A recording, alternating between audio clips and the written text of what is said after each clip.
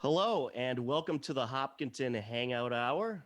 I'm HCAM News Director Tom Nappy, and joining us on today's show, we have Erin Belger and Jessica Harris. Erin and Jessica, how are you doing? Good, how are you? Very good. And today we are going to be talking about the Edible Book Festival, which has become a great annual tradition in Hopkinton. And this year it was an online edible book festival with everything going on. Before we get into the book festival, how are you both holding up with this crazy situation? Well, it can be stressful at some times, but it's going pretty well. It's kind of boring to stay inside all the time, but we know it's for the best. Yeah, it's definitely a different experience, but I'm just trying to make the best of it. So, Absolutely. Well, we are certainly thrilled that you still had the Edible Book Festival. It's something we look forward to covering every year. For those that don't know, can you explain what the Edible Book Festival is and how it started? It's kind of a baking festival where people make cakes and edible creations that are inspired by books, and it really promotes reading to younger kids. And yeah. Terrific. And can you talk about who hosted this year's Edible Book Festival? yeah, so every year it's hosted by our Girl Scout troop, Troop 65040.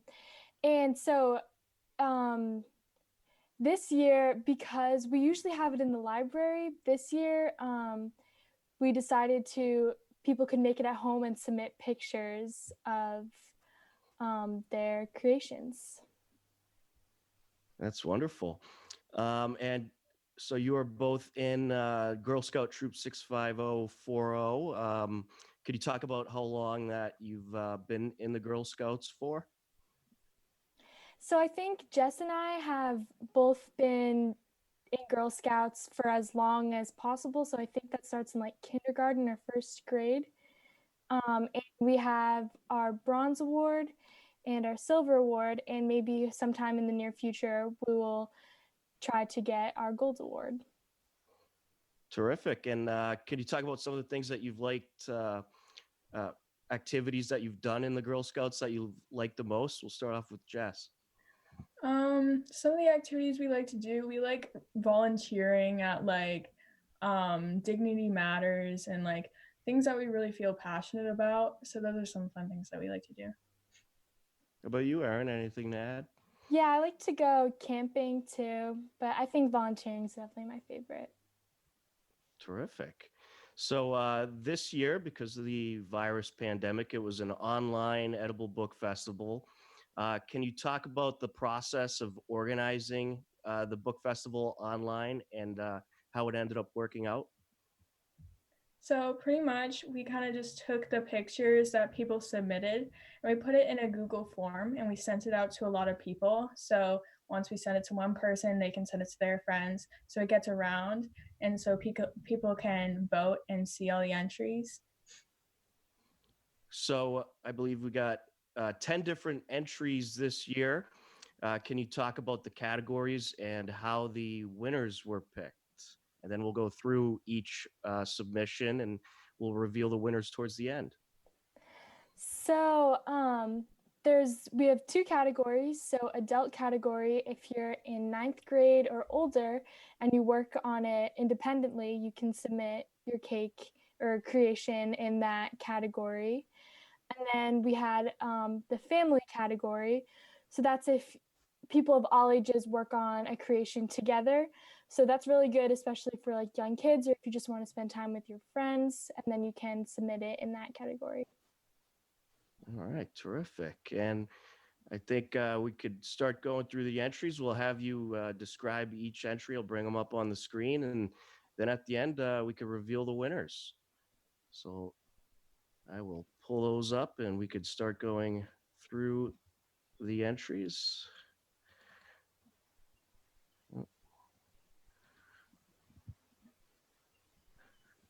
Technology takes a minute sometimes. All right. So let's have you talk about what this entry is about. So that one is the best Mouse Cookie by Laura Numeroff. That's what the book is by. And they have like cookies and a cute little mouse. It's really adorable.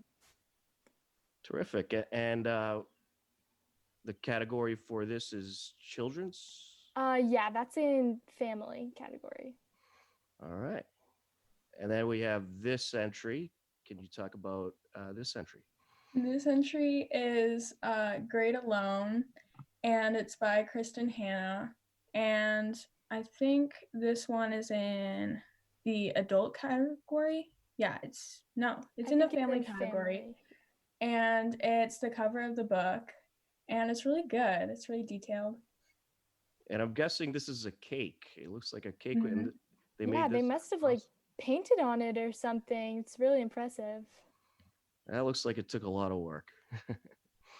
All right. And then we have this entry.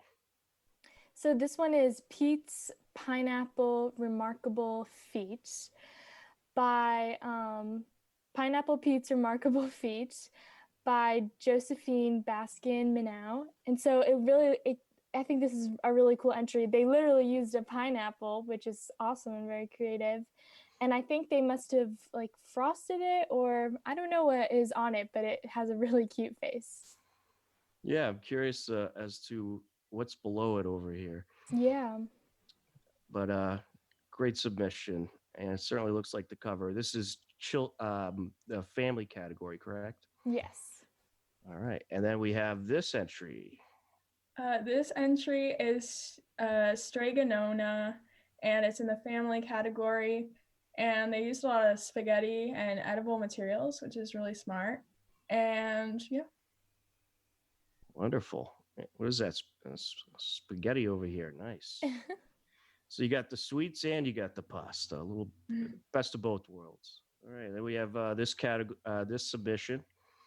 So that one is Corduroy by Dawn Freeman.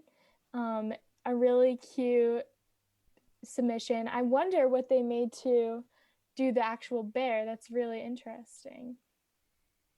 It looks like some kind of chocolate frosting. Mm-hmm. But a lot of work went into that one. And this is the family category? That is in the adult category. Oh, the adult category. Okay. And then we have this entry. This is One Fish, Two Fish, Red Fish, Blue Fish by Dr. Seuss. And this one is in the family category. Excellent. And this submission, wow. This is The Haunting by Shirley Jackson. And wow. It's like a house made out of crackers and pretzels and frosting and even an ice cream cone. It's very intricate. Have you read any of these books from the entries? I've read some of them. Me too. I haven't read The Haunting though. Maybe I will now. Yeah, it looks like a thriller type of book. Mm-hmm. All right, and then we have this entry. This is a Harry Potter themed cake, and it's by J.K. Rowling. And they have a lot of detail in it. Like, I've read this book, the Harry Potter series, before, and it has a lot of little details like the sorting hat. And it's really pretty. Yeah, they did a nice job here. I wonder what these little figurines are made out of here on top of the cake. Could you explain a little bit more about what these are, these things that are on top of the cake? There's the little golden finch, I think that's what it's called.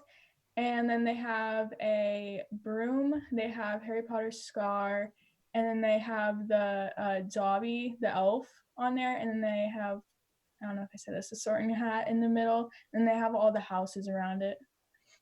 Wonderful. All right, and then we have this entry.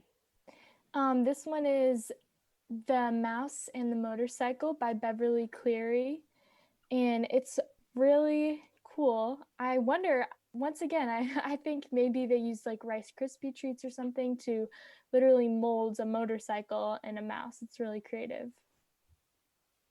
Yeah, it certainly is, and it looks like that might be a butcher block it's on top of. And it looks a lot like the book cover. Really impressive. And then we have this entry. This is The House on Mango Street by Sandra Cisneros. And this is the book cover. And I've also read this book before. All right, what's this book about? It's really about girl empowerment. This is a book that I think we read this year in freshman year. So look forward to reading it in school. Excellent. And all right, so I believe that was the last entry. So I guess we could reveal the winners in just a moment. But first off, can we have you talk about once again how the voting worked and how many votes did you end up getting? So we ended up getting over 65 votes. So basically, we put all the pictures in a Google form and we sent it out to different places, different people. I know I sent it to some of my friends, my family, and I asked them to vote. And I think all the girls in the troop did. I'm pretty sure it was posted on like some Facebook pages. And then all of the votes were counted and winners were picked. Excellent. All right, so there's two winners. We have one in the family category and one in the adult category, correct?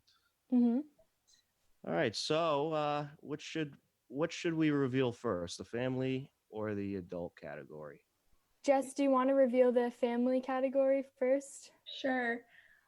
So the winner for the family category is Stregonona by Tommy De Paola, and I think it was by Kristen Francesca.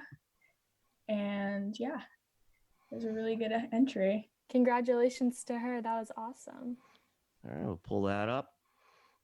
So this is the winner of the family category. What are there prizes for the winners? Yes. Yes. They'll be sent to the prizes will be sent to the winners. So Excellent. So like straight gift cards and stuff. Okay. Could you talk more about the prizes, like where the gift cards from and were they donated for this? Yeah, so the gift cards were donated by local businesses. Yeah, I can't, I know Lindsay in our troop, she went around to businesses and asked for donations. Excellent. All right. And next we have the adult winner. So who is the winner of the adult category? The adult winner is Haunting of the Hill House by Shirley Jackson, and the creation was created by Amy Ritterbush. All right, we'll share that. Certainly a lot of work went into this one. And so this was Amy Ritterbush who created this one. Yeah. She does Terrific. it every year. Yeah, I think she really enjoys it, and her creations are always wonderful. Yeah. I think she's won multiple times too, so that's exciting for her. Absolutely. She's got an edible book festival dynasty going. All right, so there are the two winners. The prizes will be sent to the winners. So obviously the most preferable way to do this is in person at the library, but how was your experience hosting this online? Certainly some great entries still. It was so much fun to do. I liked seeing all of the people making things at home. It's a really fun thing to do at home, so I'm glad that people had fun doing it. Yeah, it was a great activity to do during this time when we can't really leave, but we can still have fun in our houses. And did you two have any personal preferences to what submission that you liked the most? I liked the ones that won a lot. I voted for them, so it was, I liked them. Yeah, I thought they were all really good and all super creative, and the winners definitely deserved it. They were very good. Excellent. And we'll just show the winners off one more time, just in case anybody missed it. So this is the winner of the adult category, The Haunting, Amy Ritterbush. And then we'll show off the winner of the family category one more time as well. And that was Straganona. Who submitted this one? I'm sorry. Kristen Fonseca. All right. Congratulations, Kristen Fonseca, for winning the family category. All right. So we have the winners revealed. And there's also a link that people can go to if they want to get another look at the submissions. Can you remind us what that link is? Or actually, I have it right here. Or it looks like a long link, but actually you could find it right at the HCAM page. So we have the link over on hcam.tv, so you could go take a look at the site and revisit all the wonderful submissions to the Edible Book Festival. 10 great submissions. A lot of work went into it. Who put together this website? Allie Berry in our troop. She did an amazing job. She was thinking about like, how are we going to do the Edible Book Festival this year? And so she thought of a way and she put it together. So kudos to her. Excellent. Well, it was a great effort to keep this Edible Book Festival going. Even though you had to do it online, tremendous effort by you both and everyone else who helped organize it. All right. So what are some of the things that you both have been doing to keep yourselves busy during this crazy time? I've definitely gotten a lot of schoolwork from teachers and stuff, so that's keeping me very busy. I play ukulele, so I've been playing that a lot, which is really fun. And spending time with my family, just the usual, I don't know. Excellent. Yeah. How about you, Jim? I've also been doing a lot of schoolwork, and I've been baking and doing some like small activities with my family, like puzzles and stuff. Terrific. So now that most of the schoolwork is online, how has that experience been, having your schoolwork online? It's definitely very different. But I'm happy that like we still get to learn and stuff. Yeah, it's pretty crazy though, but we're very lucky that we have access to all of that stuff. Excellent.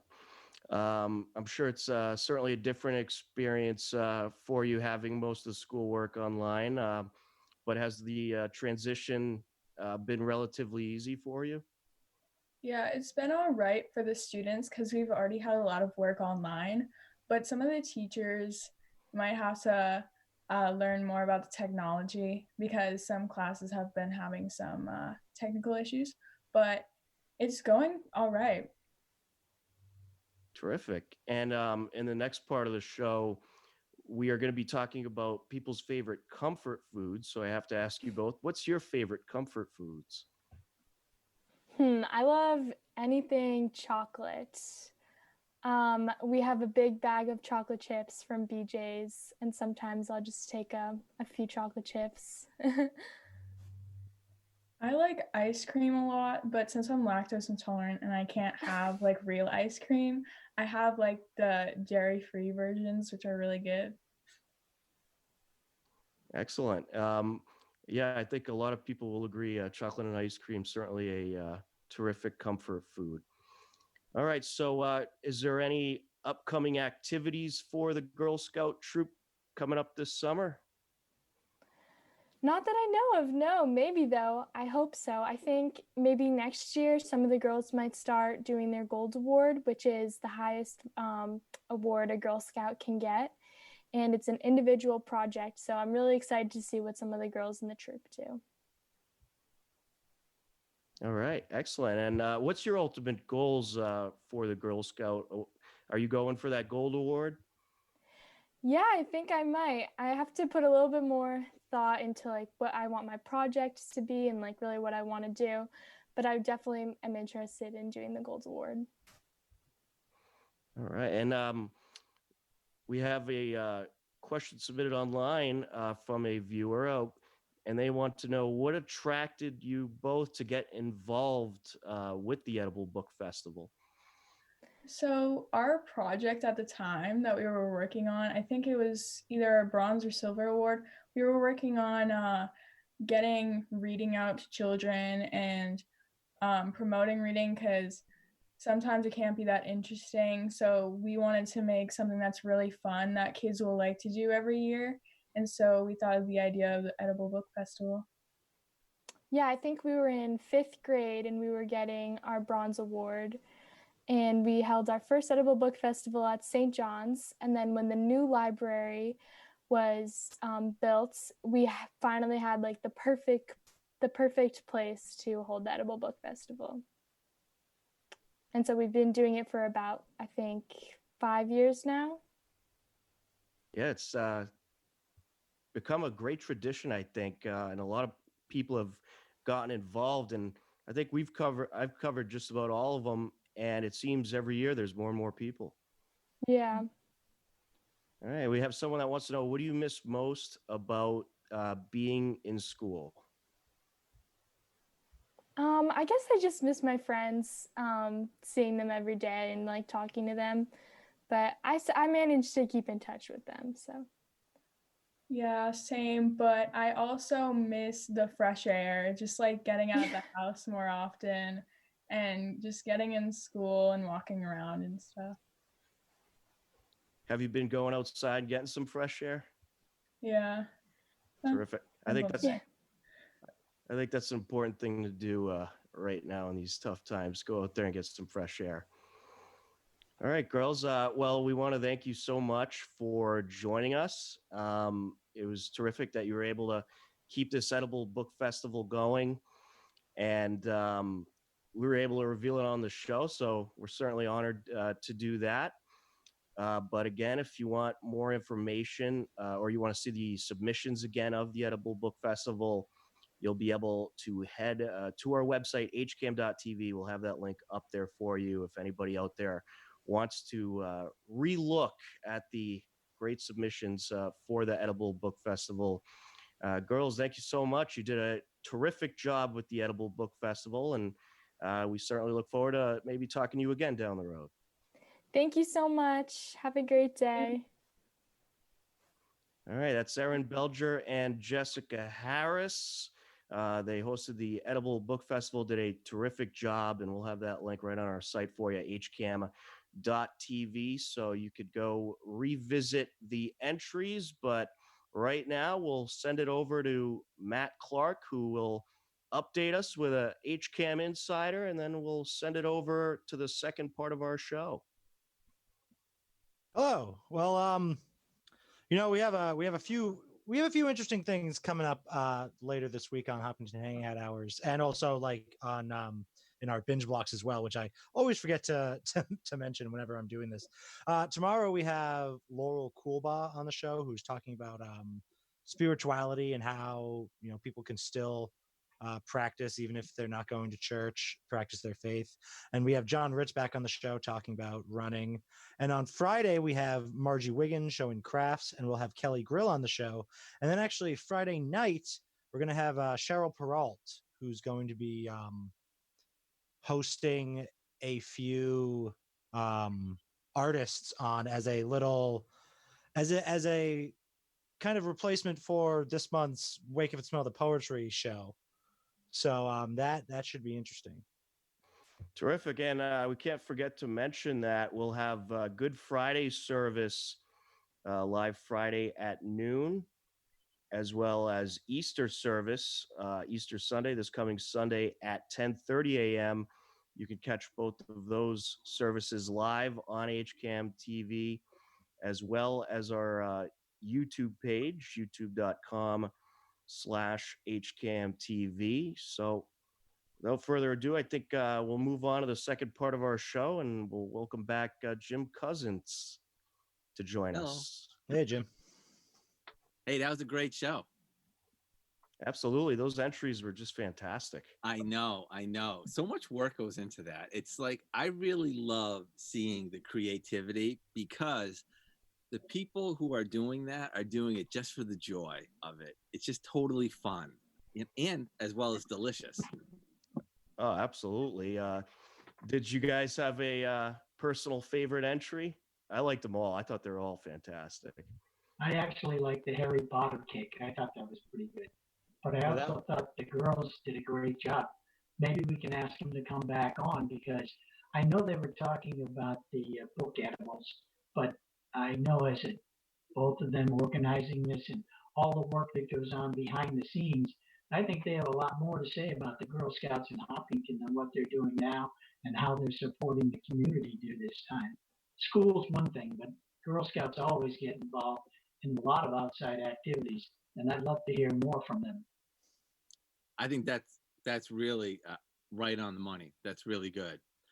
And I think hopefully, Tom, you will be following up with that because that's a great idea. Absolutely. So for the other edible books, they were really good. I thought the bear one looked impressively like a bear. I couldn't tell if it was a real stuffed bear that they put frosting on or if they actually created that bear out of completely edible materials. It looked really, really delicious. Ooh, I pulled up the wrong one. I was trying to pull up the bear one. Well, that one that you just pulled up was actually my favorite, the haunting. Oh, That really? yeah, I think that was a pretty impressive creation. There we There's go. the bear. Look at that. That looks just exactly like a little stuffed bear. It That does. must have took hours. Yeah. I wonder what kind of cake that is, too. Matt, have you read The Haunting? No, I haven't, but I just thought it was a really impressive creation. Yeah. Interesting pick. Okay. So are we ready to move on now? Absolutely. Mm-hmm. Okay. So this half hour, we're going to be talking about some more contacts and ways that we would like to hear from all of our viewers.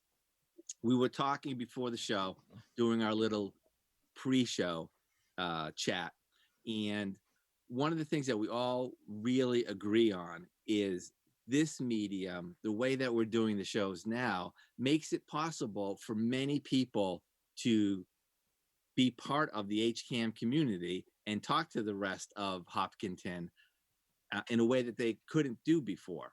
So we would really like to encourage people to go ahead and engage with us and come on a show.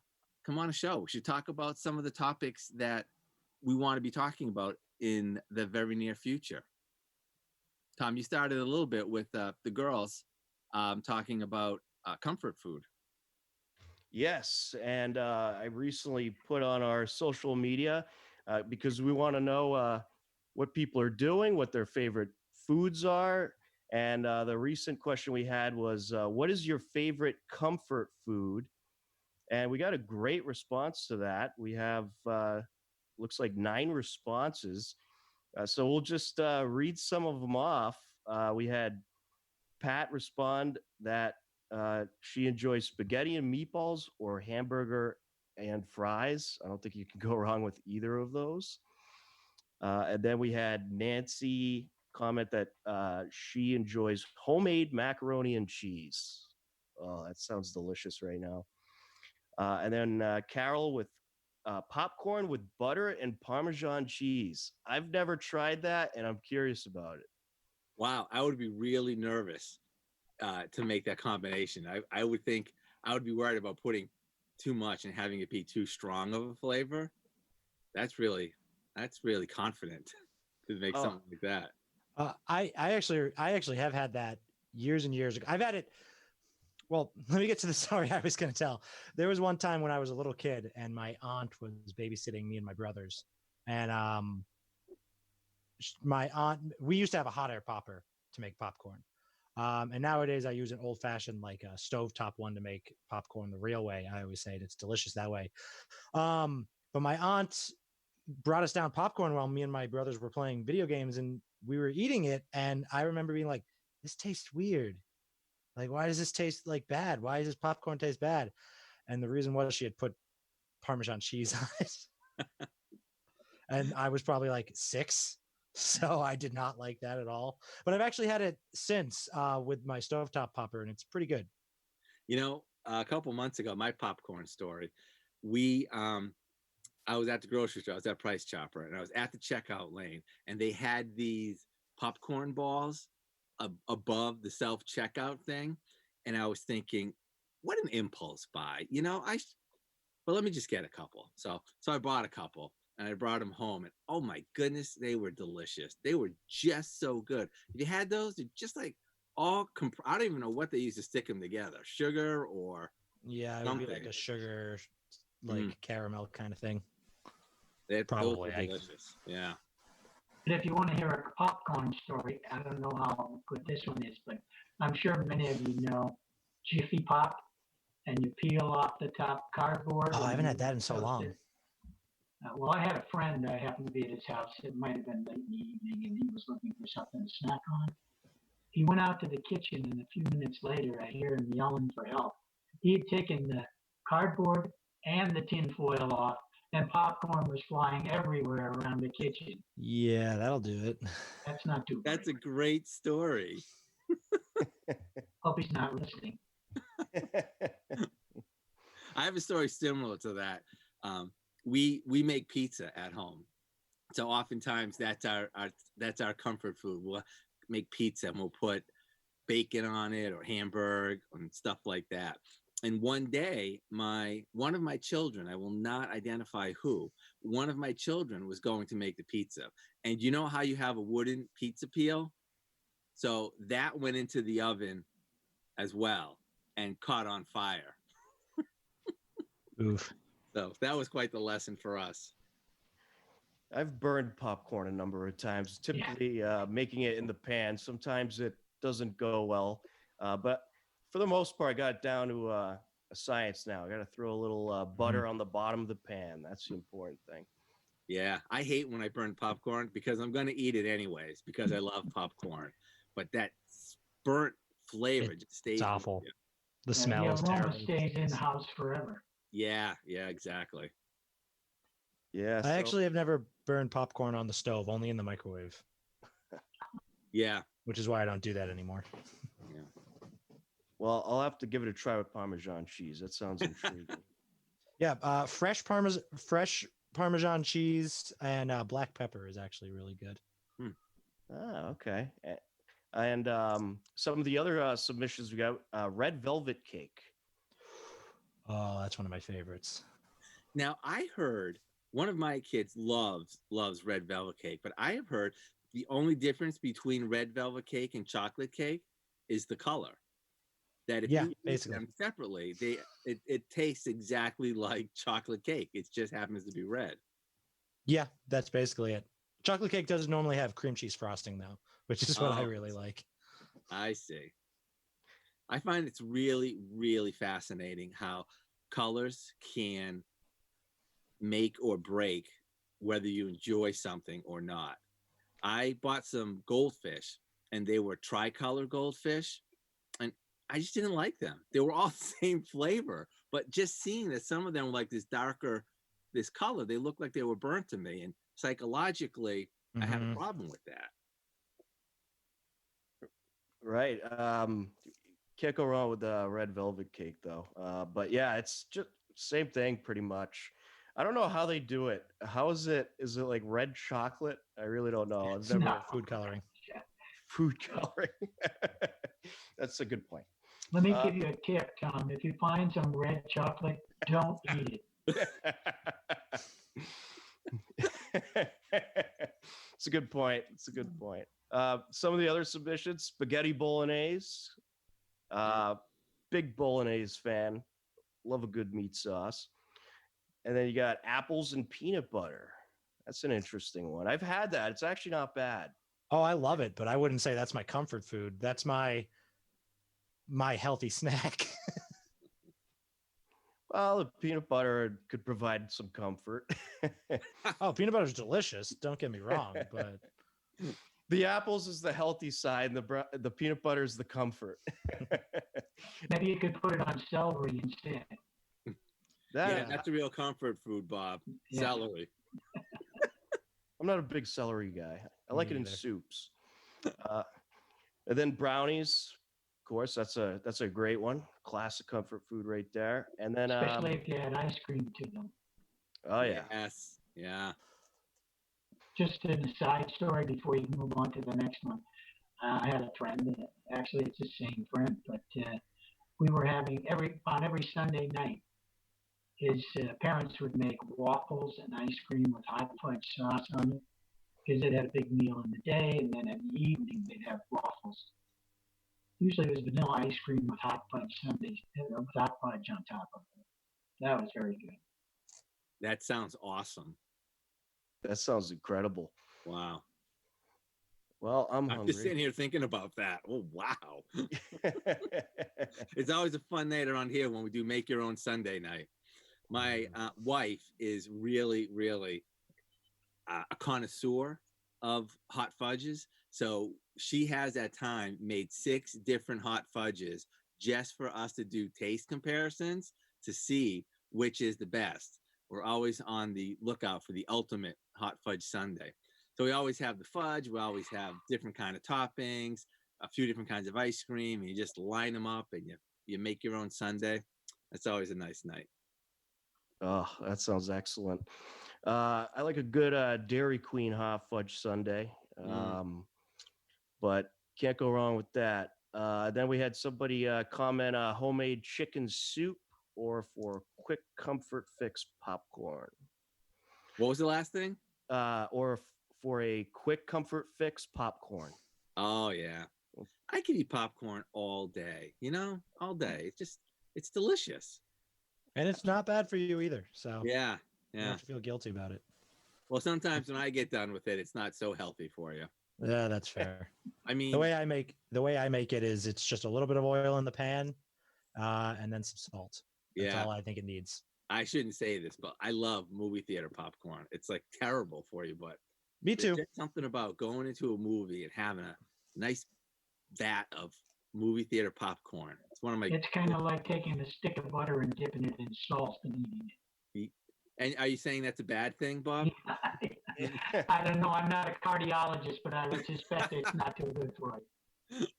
One of my first jobs way back in the day was working at a movie theater, and I abused the popcorn privileges quite a bit.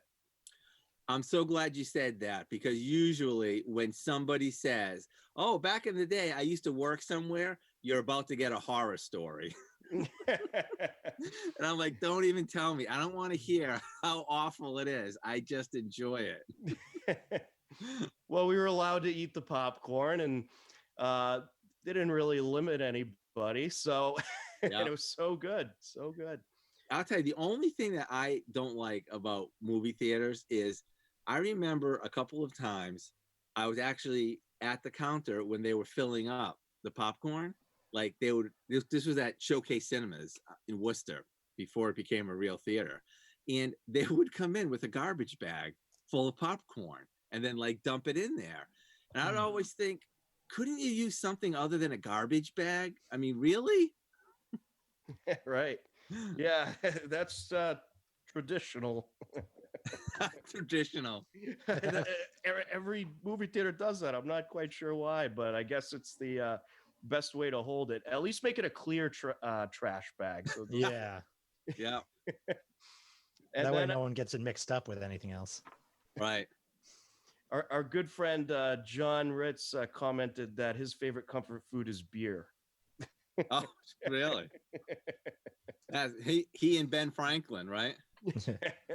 Although Can't relate personally. I don't know if that actually is true. I've heard Ben Franklin said that, but I don't know if that's an original. That God, that beer is proof that God loves us, wants us to be happy. Yeah, I've heard that line many times. I've always wondered that myself. Yeah. So those were the Facebook comments, and then we had a Twitter poll up, and we'll show you the results of that. And it was pretty overwhelming. Cards. Yeah, that'll do it. So who made this? Well, that was me. I probably should have had a little bit better of a category there. All right. So as I would say that meats and fish are probably not comfort food, but fruits and veggies are absolutely not comfort food. Well, we did have a couple people say apples. So. Yeah. Fried fish, that could be comfort food. Yeah. And I mean, those people may be super healthy and happy in life, but I feel bad for them because if apples your comfort food, what is your regular food? I mean, apples are delicious, but I think the definition of a comfort food is that it's not supposed to be so good for you, but it just comforts you and you enjoy it. Like ours, you know, I've mentioned in the other show, we do French toast casserole here. And when our kids have a birthday, we let them pick whatever they want. They can have any dinner that they want. And for at least a dozen years, all three kids French toast casserole every single year. Wow, that sounds good. And you have to have real maple syrup because that makes it work. What's in the French toast casserole? Not anything extraordinary. You get a loaf of bread. We use French rolls, and you just cut it up. You cut it up on a diagonal so that you can slip them into the Pyrex dish, and they'll kind of lock in together. They're at an angle. Then you whip up some eggs and some milk, and you pour it over there, maybe a little bit of cinnamon. We always put our secret ingredient for most everything is something that I'm blanking on. I'll think of that in a minute. Hold on, because it's a common thing, but I'm blanking on it. You put it in the fridge overnight, and then you flip it over because it's all soggy, and then you flip it over so that the top half is now on the bottom. And then you put this crumble topping on top of it, which I don't know. My wife makes it. I don't even know what's in it. It's like a crunchy cinnamony kind of thing. Ooh. Bake it in the oven, ladle it out, put some maple syrup, real maple syrup on there, and then we have we have a whipped cream maker. You make some fresh whipped cream, squirt that on there. It's yummy. It's yummy. Oh, by the way, vanilla is the secret ingredient we put in most everything because it makes everything awesome. That's actually what I was gonna guess it was. Isn't vanilla interesting? It smells so good, but if you try it by itself, it's really not so good. No, but it's good when you mix it into anything. Yeah. It like makes everything taste really good and it smells really good. But you taste it by itself and there's just something wrong with it. I don't know what that is. That's kind of like cinnamon.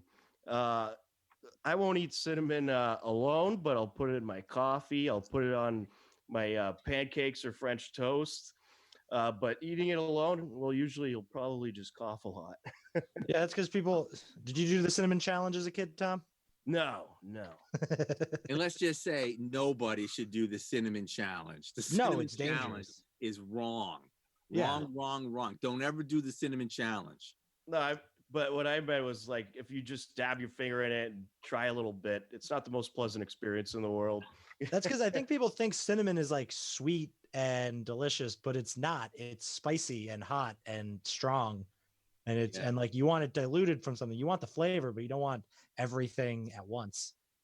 Yeah. And I mean, you take a spoonful of that, you could asphyxiate on that. And now you've got cinnamon inside your lungs. Yeah. Right. It's crazy. A nutritionist will tell you though that cinnamon's very good for you. A lot of health benefits. Oh, really? Yeah. That's good to know. What's good? What does it do? Do you know? Well, I've heard it lowers blood sugar if you have high blood sugar, and it also helps in speeding up your metabolism a little bit. Oh. But yeah, I think those are the two big benefits. Not that we're in the medical profession, so right. So don't listen to us. Look it up on Dr. Google. Here's an interesting fact. Actually, most of what is sold as cinnamon in the world isn't actually cinnamon. It's a related plant called cassia. Yeah, I've heard that. Where does it come from? The I'm brown. not. I believe it primarily grows in Africa and Southeast Asia. I'm a little fuzzy on the details, but real cinnamon is much less cinnamony than cassia, so that's why cassia is used. Wow, that's really interesting. Yeah, it's not All like right. it's not like a problem. It's just like an interesting fact. Right. Okay, now let us hear what is Bob's go-to comfort food. Actually, I like apple pie, and I particularly like it with either cheese or ice cream. I wouldn't think that that would be anything too outrageous, but homemade apple Did you pie is a long time favorite of mine. did you say with cheese? Yeah, I did say with cheese. I like apple pie with a slice of cheddar cheese, especially if I'd it's never heard a of very that. sharp cheddar cheese. Is it cheese cooked into it, or you put it on top of it? No, no, it's not cooked into it. It's just a little, almost on the side. It's kind of like if you ever had fruit and cheese as a dessert, it's kind of like apple pie and cheese That's is fair. a good dessert. All With right. vanilla ice cream, it's a lot better, but and especially if it's hot, Is it vanilla ice cream? it is. Yes, usually I like vanilla. I'm not a big. I guess I could say I do like a lot of different kinds of ice creams, but chocolate, coffee, I'm not that big a fan of. But if it has something in it, I'll eat it. So that's really interesting. And when you first started, I was going to say, absolutely. You know what? Apple pie and ice cream is awesome. But you totally lost me with the chunk of cheese next to it. Well, you should become more cosmopolitan in your food taste then. Is that what my problem is? Okay. It's All probably right. a French thing. All right. It's So, definitely a European thing. yeah. Tom, what's your favorite? Well, you can't go wrong with mashed potatoes and gravy. Love it. Love it. Yep. And I recently, making mashed potatoes can be a pain. It's just a chore. Oh, it So, is.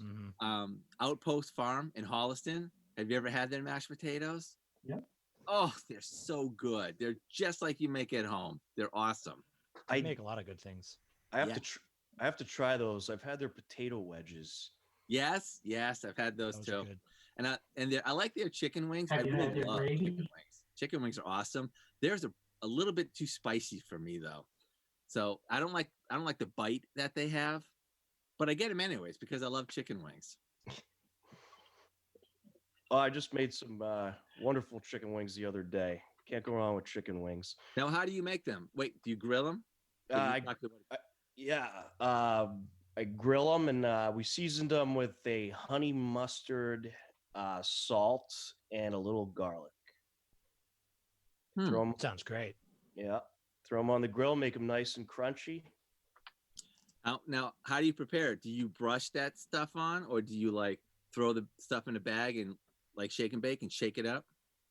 Yeah, more of the shake and bake kind of thing. I mean, we had them sitting in a container with the seasoning all over it for probably a day or so, and that'll allow it to really resonate in the seasoning. And you definitely want to let it, or at least we do. We let it sit for a few hours at the very least, and I just feel like the seasoning absorbs more, and then throw them on the grill, and you're good to go. Yeah. How do you know when they're done? When there's a little black, you want a little black on there because Mhm. I don't know about you, but I like the crunch. I like the crunchy wings, and you don't want to burn it, but a little bit of a crisp, maybe even a little bit of a burn, isn't necessarily a bad thing. Yeah, I'm good with that too. Tom, are you a charcoal or a gas grill guy?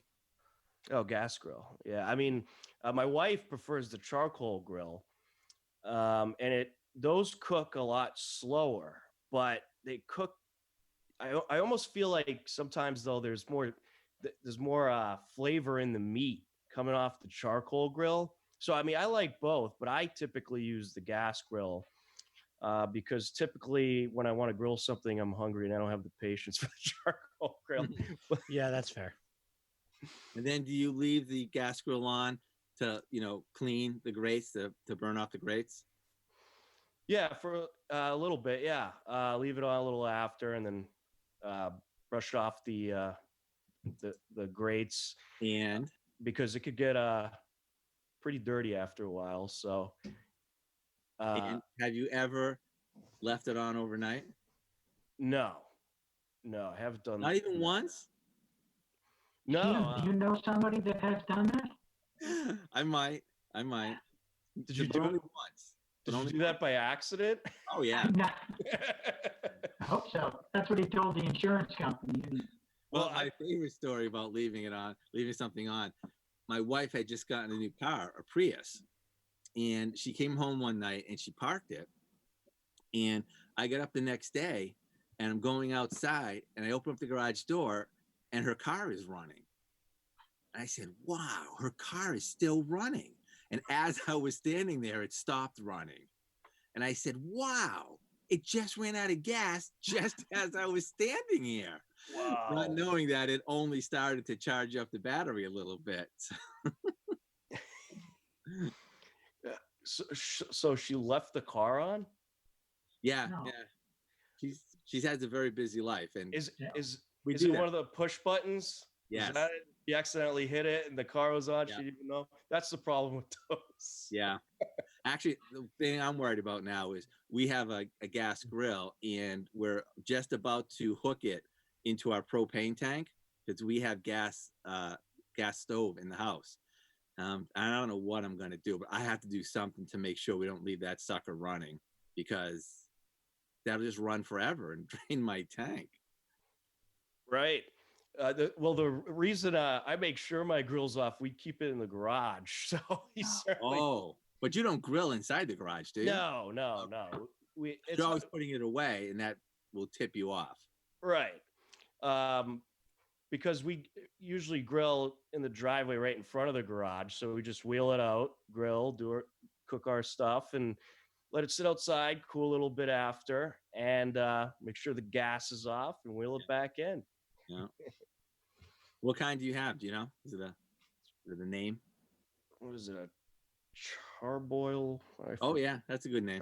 Charboil. Yep. I actually just went on a mission to heavily clean it the other day because we've used it a number of times, and over time, things start to rust a little bit, gets a little dirty in there. So my wife, who is a cleaner, she taught me a trick. So I took the griddles and some of the grill parts and I put them in, it was baking soda and cleaning vinegar. And it worked great. You let them sit there for half hour, 45 minutes, maybe even longer. And it makes it so much easier to brush all this stuff off. Mm. Vinegar is one of those things that you can practically do anything with. If you have any problem with something, the answer is always vinegar. It's so weird. Or baking soda. Yep. I don't know where that comes from. Yeah, my grandparents used to do everything with baking soda. If they'd run out of toothpaste, they'd use baking soda. Yeah. I'm sure that works, but Absolutely. It doesn't taste good. It definitely doesn't have that minty flavor, but it does do a good job on your teeth. Oh, absolutely. Matt, did you get to say what your favorite comfort food is? no, I don't think I did. I disconnected for a minute a while back. You went to get some. No, I wish. You went to get a brownie. Again, I wish. I would say my favorite is it's either meatloaf or turkey meatloaf or bacon cheese fries. Ooh. I have a really hard time choosing between those two. Yeah, you know what? I don't know if I've ever had bacon cheese fries. Oh, they're a weakness of mine. It Oh. sounds really good, but to me, it sounds like that could be goodness overload. They could be like really good in different ways that I don't know if they go well together, but I guess you think so. I mean, I love it. Depends on the type of cheese. Like I really like Bill's Pizza's bacon cheese fries. I've been getting those since I was a teenager, and they use like a cheese sauce, Yeah. which as much as that's not good for you and not great quality, it's so good. Yeah. It's like McDonald's cheese. It's terrible, but it's so good. Yeah. Actually, no, I really like Bill's fries, so I will try the bacon cheese fries the next time I get some. Yeah, That's that might be too much for some people, but Mm. I that's love a them. that's the key there though. You got to have the nacho cheese. Oh yeah, yeah. And Yeah, then little that's a good way bacon to- bits. Oh, it's good stuff. And Matt, what was the first thing you said? turkey meatloaf. Turkey meatloaf. Yeah, that's the way my mom does it. It's my Yeah. favorite. Mm-hmm. I love turkey. I love to put an oven stuffer out on the grill, and just it's so easy. You put it on a couple hours later, it's done. But the problem I found with that is you got to make sure that those little pans underneath you keep an eye on, because they will overflow if you Yeah. do a number of chickens without emptying that thing. Yeah, my mom hosts Thanksgiving every year, and I help, so Mm. I'm intimately familiar with turkey cooking. So, I think the secret to it is brining it before you cook it. and I'll mention it again if you're watching on YouTube. Let us know what your favorite comfort food is. You could comment right on the live feed on YouTube. We want to know what your favorite comfort food is. Yep. So, as Click and Clack often say, you just wasted another perfectly good hour watching our show.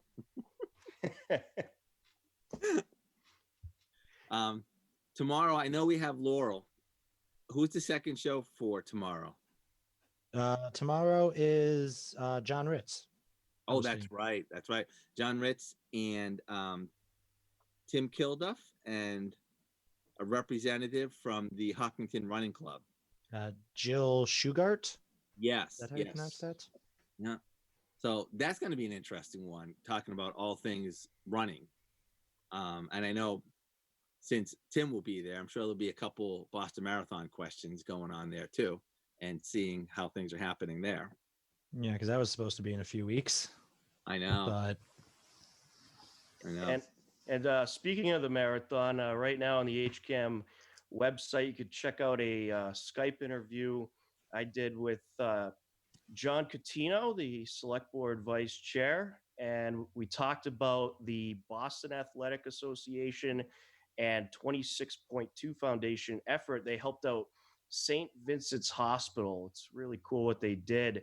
The BAA provided a bunch of marathon rain ponchos, and John Catino, along with others, dropped them off right at St. Vincent's Hospital so the medical staff can use them as protective gear. So you could check out that interview right on our website, hcam.tv. Yeah, I'll be honest with you. I haven't seen that yet, but I'm really excited because I've talked with John Catino before, and he has such a cool take on life, on his philosophy of caring for his family, taking care of others, giving back to the community. He's a very interesting guy. He certainly is. Always a great interview. Always enjoyed talking to him. And he does so many different things throughout the community. So he certainly has a lot to say whenever we talk. And great guy. Yeah, yeah. I wanted to bring up about the marathon last night on the select board. They actually had one of the agenda items about that. Concerned about runners who may not be willing to come back in September, who decide they might as well just go to Hopkinton and go down to the start line and try and start running. Oh, whether yeah, I it's an heard official that. marathon or not. Yeah, because they're concerned that runners, Brian brought this up, runners love to put their foot on the start line and say, that's where I started and that's where I'm going. So they're trying to figure out a way that they can prevent them from doing that, because we don't want a large influx of runners or tourists coming downtown and blocking the roads or not being physically distanced at this time. Yeah. Wow. That's really interesting. I hadn't thought of that. So if you're thinking about running still in April Don't do it, folks. Wait till September. Exactly. Okay, Tom, wrap us up. This is the end of our hour. All right, so that is going to do it for the Hopkinton Hangout Hour. Of course, you can catch us every weekday at 2 p.m. We'll be back tomorrow afternoon, and we will talk to you then. And be sure to head over to our social media and website for the latest about Hopkinton Hangout Hour, as well as what's happening in Hopkinton. For everybody at HCAM, I'm Tom Nappy. Thanks again for watching, and enjoy the rest of your day, folks. Bye.